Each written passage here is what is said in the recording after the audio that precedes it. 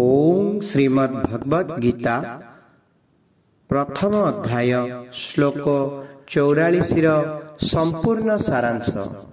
उत्सुन्न कुलधर्माणां मनुष्याणां जनार्दन नरके नियतं वासो भवतीत्यनुशुश्रुमा।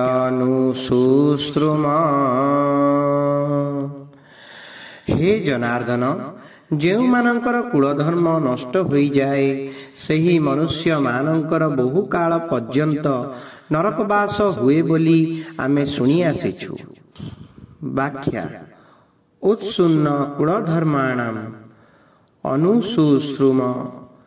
ଭଗବାନ ମନୁଷ୍ୟକୁ ବିବେକ ଦେଇଛନ୍ତି, ନୂତନ କର୍ମ କରିବାର ଅଧିକାର ଦେଇଛନ୍ତି। ତେଣୁ ଏହି ମନୁଷ୍ୟ କର୍ମ କରିବାରେ ବା ନ କରିବାରେ, ଭଲ କରିବାରେ ବା ମନ୍ଦ କରିବାରେ ସ୍ୱତନ୍ତ୍ର। ଏଥିପାଇଁ ଇଏ ସର୍ବଦା ବିବେକ ଓ ବିଚାର ପୂର୍ବକ କର୍ତ୍ତବ୍ୟ କର୍ମ କରିବା ଉଚିତ। ମାତ୍ର ମନୁଷ୍ୟମାନେ ସୁଖ ଭୋଗ ଆଦି ଲୋଭର ବଶବର୍ତ୍ତୀ ହୋଇ ନିଜ ବିବେକକୁ ନିରାଦର କରନ୍ତି ଏବଂ ରାଗ ଦ୍ୱେଷର ବଶୀଭୂତ ହୋଇଯାଆନ୍ତି, ଯାହା ଫଳରେ ସେମାନଙ୍କର ଆଚରଣ ଶାସ୍ତ୍ର ଓ କୁଳମର୍ଯ୍ୟାଦାର ବିରୁଦ୍ଧ ହୋଇଯାଏ।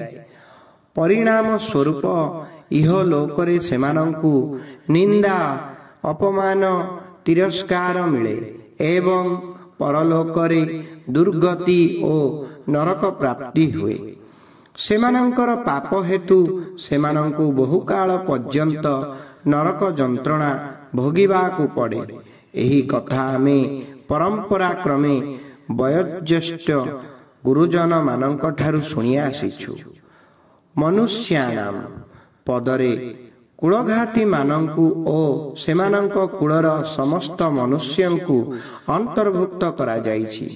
ଅର୍ଥାତ୍ କୁଳଘାତୀ ମାନଙ୍କର ପୂର୍ବ ପୁରୁଷଙ୍କୁ, କୁଳଘାତୀ ମାନଙ୍କୁ ଏବଂ ସେମାନଙ୍କର ପରବର୍ତ୍ତୀ ବଂଶଧର ମାନଙ୍କୁ ଅନ୍ତର୍ଭୁକ୍ତ କରାଯାଇଛି।